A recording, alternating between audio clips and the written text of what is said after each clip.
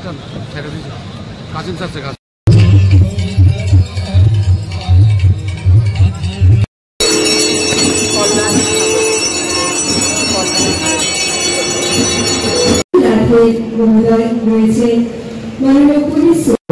জাতি জনজাতি রক্ষী খানো খুব সারোই দংথুন খাতো নই দংথুন তেই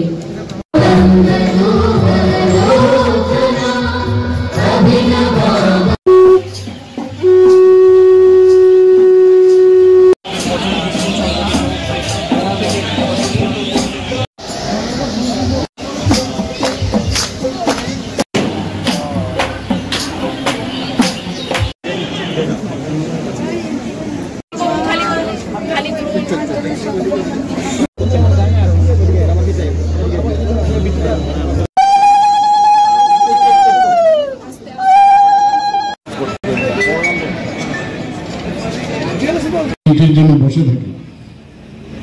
এবং আমরা চাই যে এটাকে যাতে আমাদের 51 পিঠের আমার পূর্ববর্তী বক্তা বলেছেন যে আমাদের 51 পিঠের বহু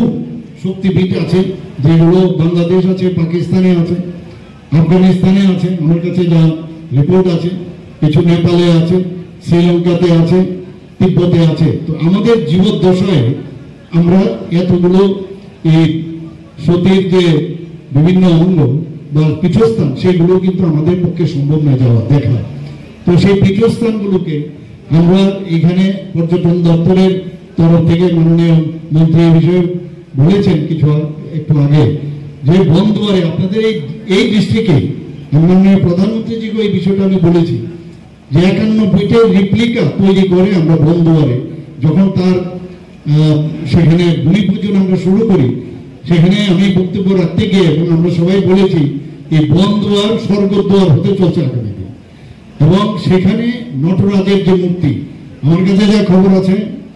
মেবি রং যে এখানে যে উচ্চতায় যে নটরাজের একটা মূর্তি তৈরি হবে সারা বিশ্বের মধ্যে একটা শ্রেষ্ঠত্ব লাভ করবে সেই নটরাজের মূর্তি এবং যে আধুনিকতার ছোঁয়া দিয়ে সেটা করছে এবং বারবার আমাদের মাননীয় প্রধানমন্ত্রীজি একবার যখন আমরা বৈঠক করছিলাম মুখ্যমন্ত্রী কনক্লেভে উনি বলছিলেন সব রাজ্যকে মুখ্যমন্ত্রীদের যে আপনাদের রাজ্যে এমন একটা পর্যটন কেন্দ্র তৈরি করুন এবং একটা ইন্টারন্যাশনাল লেভেলে যাতে করে সমস্ত মানুষ এক বাক্যে যে ওই জায়গায় ওই রাজ্যে যদি আমরা যাই সেখানে এই ধরনের একটা ব্যবস্থা আছে। আমি নিশ্চিত যে এই 51 পিঠ যখন হবে সেটা যখন সমস্ত পৃথিবীর মানুষ তথা আমাদের ভারতবর্ষের মানুষ যখন 51 পিঠ জানবে তখন কিন্তু মানুষ এই 51 পিঠ দেখতে কিন্তু এখানে আসবে, কারণ সবার পক্ষে সম্ভব নয় সব জায়গায় যাওয়া, দেখার সুযোগও নেই। তো এই যে রিপ্লিকা হবে এবং এতে করে আমাদের আর্থসামাজিক উন্নয়নও হবে।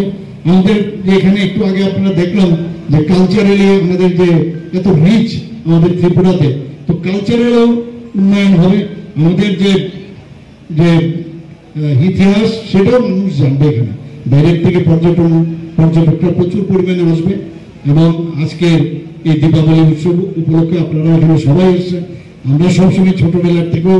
এই বেলা